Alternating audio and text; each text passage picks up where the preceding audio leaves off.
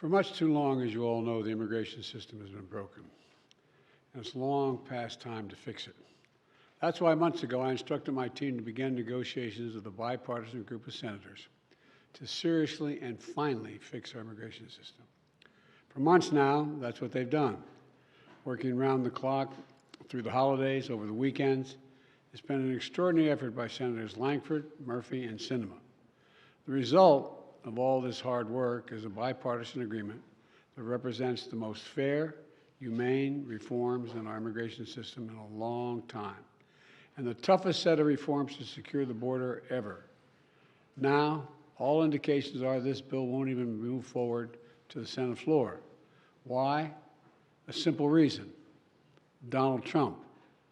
Because Donald Trump thinks it's bad for him politically. Therefore, he doesn't, even though it helps the country, he's not for it.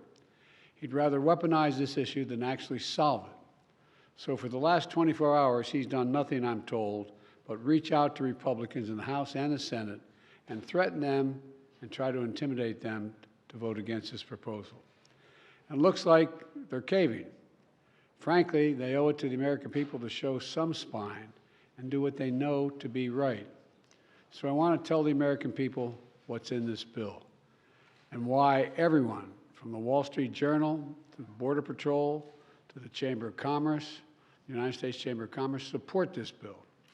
Because it's going to make the country safer, make the border more secure, treat people more humanely and fairly, and make legal immigration more efficient and consistent with the values of our nation and our international treaty obligations.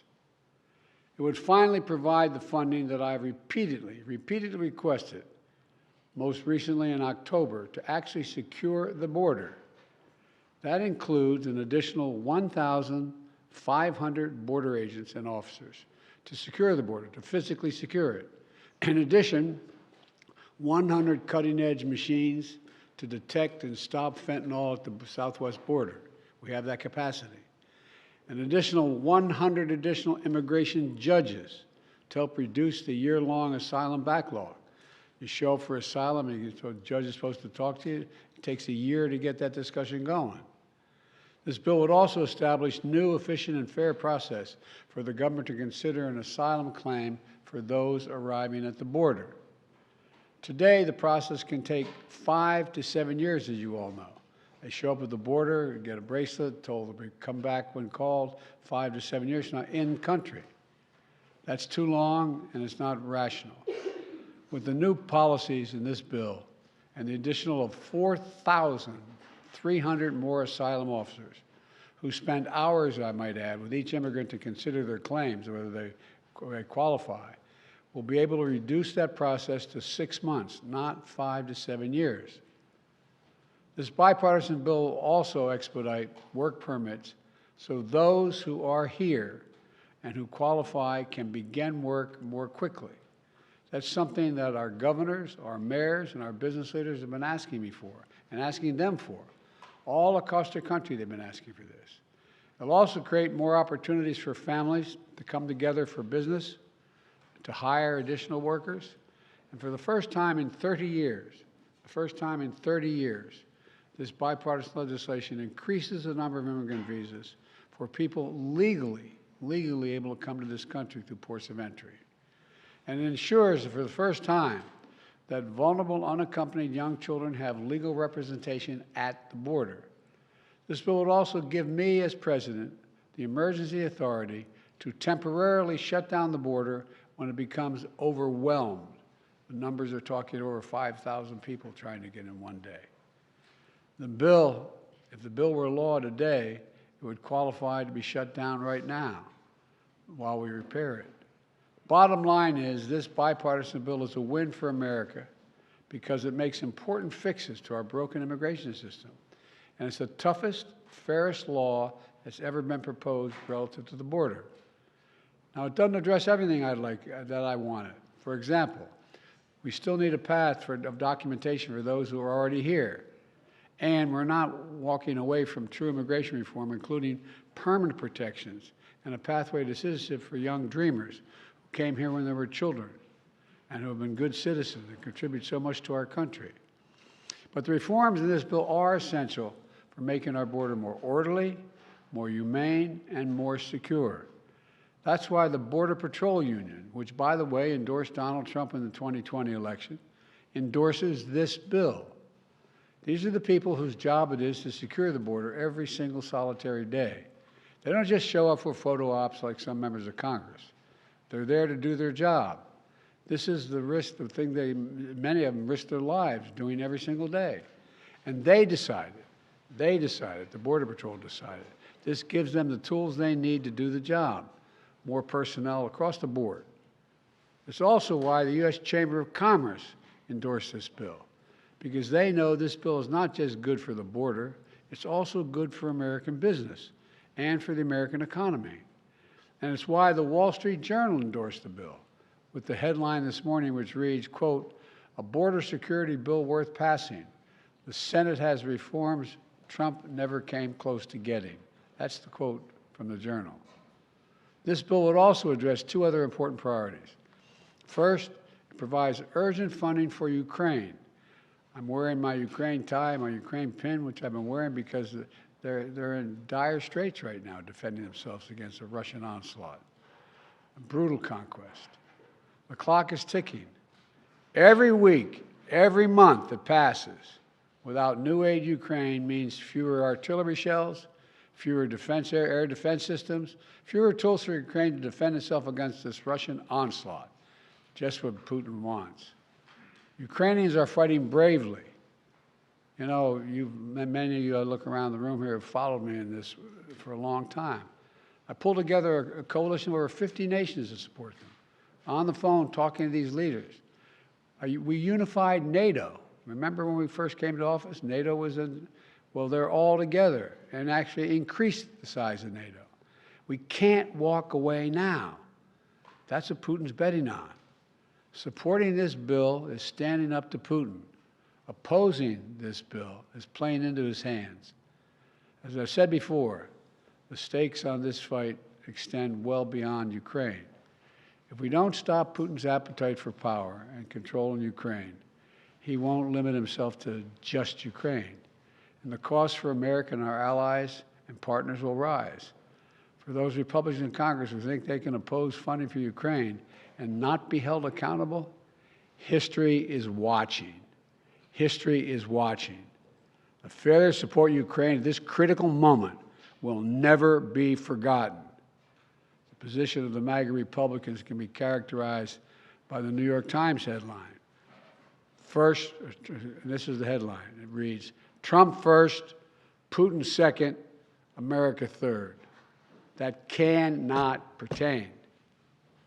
This bipartisan agreement also provides Israel with what it needs to protect its people and defend itself against Hamas terrorists. And it will provide the necessary life-saving humanitarian assistance for the Palestinian people. By opposing this bill, they're denying aid to the people who are really suffering and desperately need help. You know, there's more work to get this done over the finish line, and I want to be clear. Doing nothing is not an option.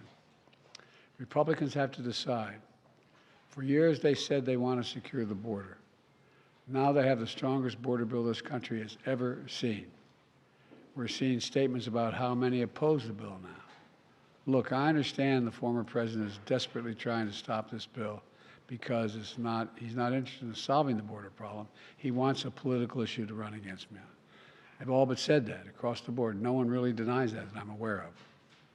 The American people want a solution that puts an end to the empty political rhetoric which has failed to do anything for so long.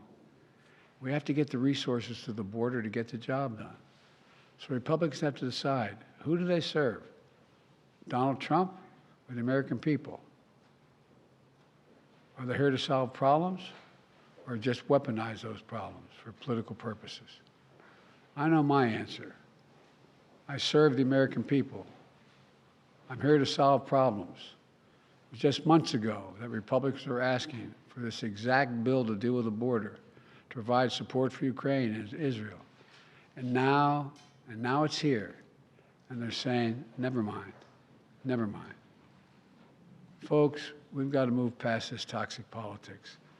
It's time to stop playing games with the world waiting and watching. And by the way, the world is waiting. The world is watching. They are waiting and watching what we're going to do.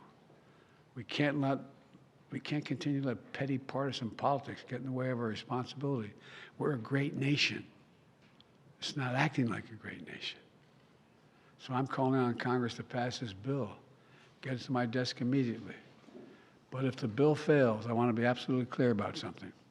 The American people are going to know why it failed.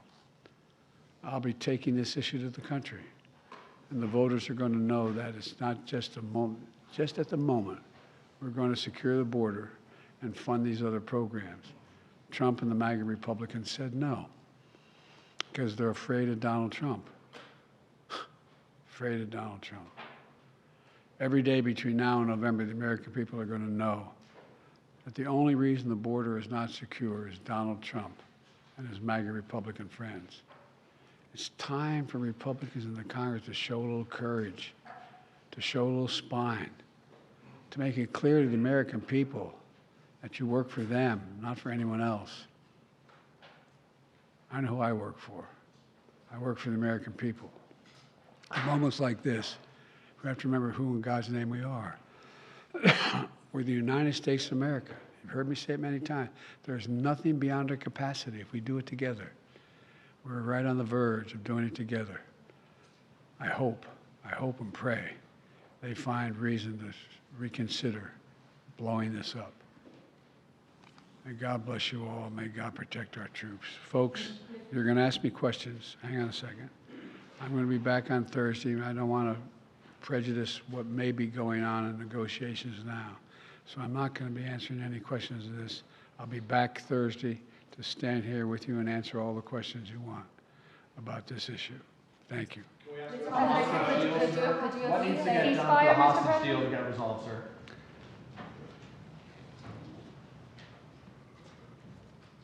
This indirectly has a lot to do with the hostage deal and what's going on in the Middle East. The decision on what we do relative to Israel, the decision what we do in terms of American funding, of whether we're going to engage with the situation in Ukraine. It all goes to the question of American power. It all goes to, does America keep its word? Does America move forward? There is some movement, and I don't want to, well, maybe choose my words. There's some movement. There's been a response from there's been a response from the opposition, but yes, I'm sorry, from Hamas, but it seems to be a little over the top. We're not sure where it is. There's a continuing negotiation right now.